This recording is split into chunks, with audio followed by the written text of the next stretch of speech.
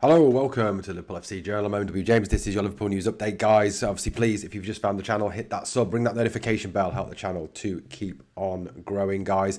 Look, let's talk a little bit of January transfer window. We're firmly in it now. It's the 6th of January today, and look, there's lots of reports now coming out of the club, around the January transfer window. There'd been initial talks, hadn't there, that this would be a window where Liverpool would have to spend money on a winger and a centre-back minimum.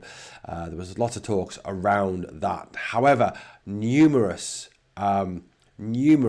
reports this morning from reliable sources, we're talking like likes of Paul Joyce, Lewis Steele, etc., that that it will be a quiet window for Liverpool. Liverpool are not interested in short-term fixes and will not be kind of pushed off their transfer plans, and that any more moves are more likely to come in the summer rather than in this window, which, look, I can see the kind of thinking behind this, and I can kind of see why you might think that, and I can see why the club might want to go down that route. However, you can still bring in players in January who can have long-term impacts. We've seen that in the past.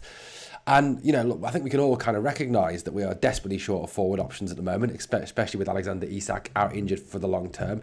We are desperately short of centre-backs. And I think if we were to get to the end of this January window and not having brought in a centre-back and an attacking player, whether that be a striker or a wide forward or somebody, I think it would be just a kind of admission that we're giving up on the season. Also, I think as well, a kind of half admission that Arne Slot's not the man and they're not prepared to back him any further, and they're going to wait till the summer when they replace him. I mean, that's the rumour. I mean, how true that is, I don't know, but it could kind of be the case. You kind of see that a little bit, in what's happening in this window, and the fact that, Liverpool don't appear to want to move for anyone.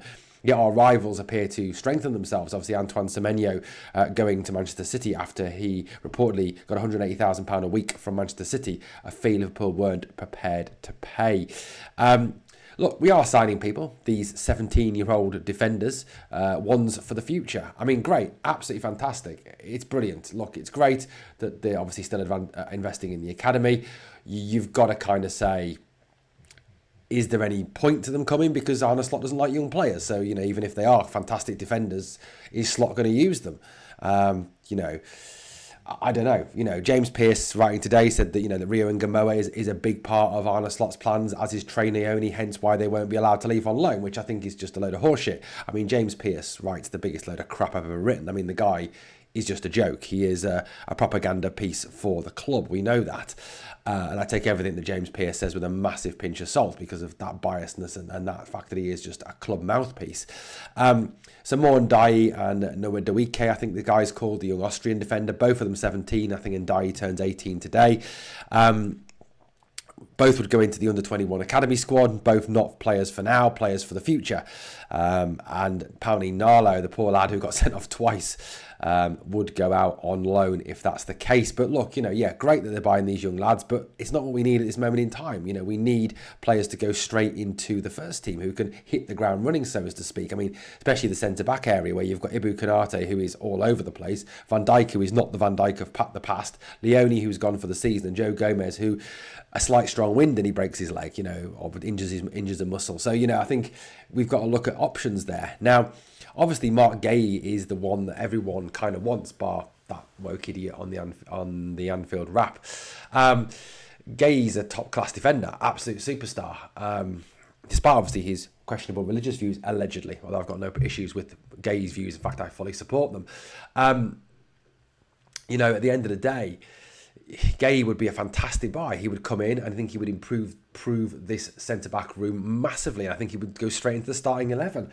I think the failure to sign Gahey in the summer, whether that be because they were fannying around over money or they didn't go in early enough or whatever, I think is going to prove to be a massive, massive mistake by the club. And I think, whilst Arne Slot gets an awful lot of criticism, and rightly so, Richard Hughes also deserves some criticism for not getting this move over the line earlier in the window. It should have been done earlier. Now, the worry is that Liverpool could now miss out on Mark Gahey, with Manchester City reportedly interested in buying him in January. Why, you may ask? Well, Manchester City have just lost Guardiola and Diaz to injury, two centre-backs who are going to be on long-term injury. They have recalled a young player, Max Allain, but look, the thought is that Guardiola wants to bring in an experienced central defender in this January window who can go straight into the starting lineup and replace Diaz and Guardiola, and it's thought that Guéhi is the chosen one.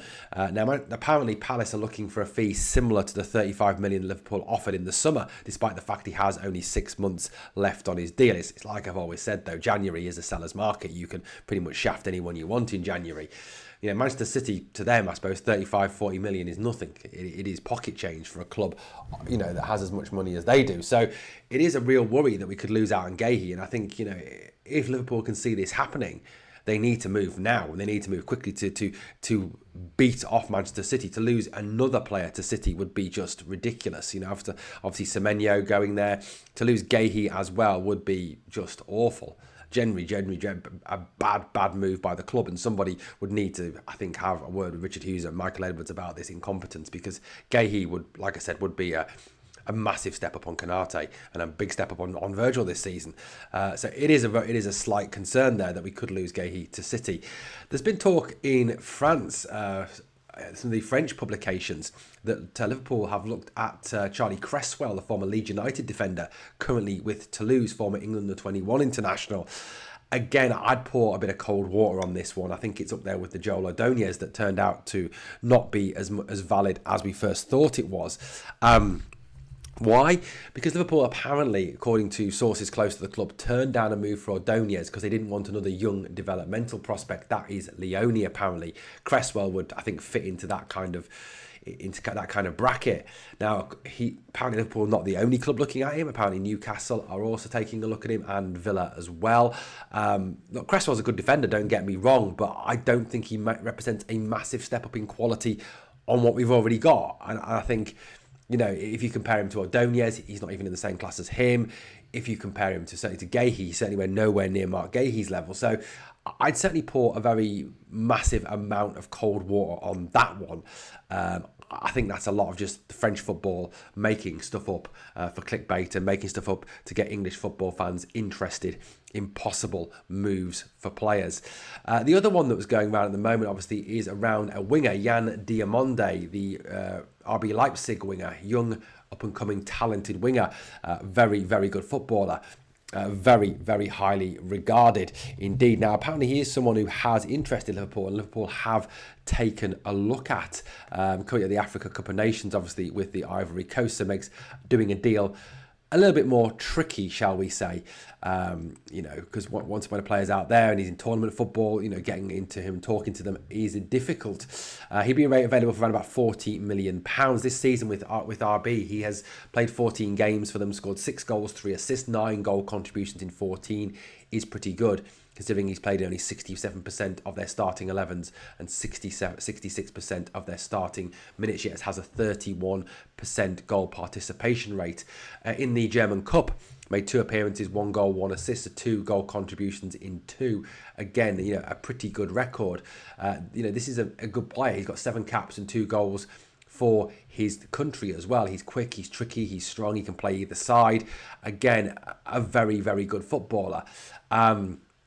So I think, this is one that is out there, but again, I don't see this as a January move. I think if this was to go ahead, then it's more likely to be something Liverpool would look at in the summer, although Manchester United reportedly are interested in bidding £90 million for the services of Diamonde, according to reports this morning. But that's another one I think that is kind of been pushed back, if at all, by the club. One of the reports around an exit is around Chiesa, Federico Chiesa, to Juventus. However, it's been reported by a number of sources this morning there is no truth that Chiesa will return to Juventus, that he is seen as being part of the squad. James Pearce did put an important part of the squad. I wonder if James has had that conversation with Arne Slot. But, Chiesa, I think he's desperate to play. And, I'll say it again. I think the treatment of Chiesa by Slot has been absolutely downright disgusting in the way that he's been treated. As a lad who always gives his all, always tries his hardest, always plays to the best of his abilities. Yes, he's a very good impact sub.